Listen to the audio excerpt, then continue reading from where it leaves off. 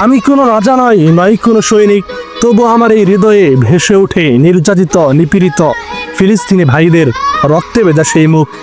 আমার শান্ত এই দুটি চোখে বেদনার অশ্রু ঝরে পড়ে তাদের উপর হওয়া অমানবিক জুলুম নির্যাতন আর অত্যাচার দেখে। মুসলিম না হও, অন্তত মনুষ্যত্বের দাবিতে হলেও ইসরায়েলকে তুমি বয়কট করে দাও। আমি সামান্য এক লেখক, আমার ক্ষুদ্র এ বাণী তাদের কাছে পৌঁছাবে না জানি, তবুও সত্যের পথে আমার এই আওয়াজ ইনশাল্লাহ নিচু হবে না কভু। ফিলিস্তিন শুধুমাত্র নাম নয়, ওটা একটি মানচিত্র, ভাঙা হৃদয়ের বই। আমি লিখি না কোনো ইতিহাস, তবু তুলে নিয়েছি হাতে কলম, কারণ ওদের রক্তেই লেখা হবে আগামীর ইতিহাস অনুপম। এটা কোনো হারজিতের লড়াই নয়, লড়াই আমাদের ইমানের। মার্চ ফর গাজা ডাক দিয়েছে আলেমুলামা, চলো যাই সবাই, শরিক হই তাদের সাথে।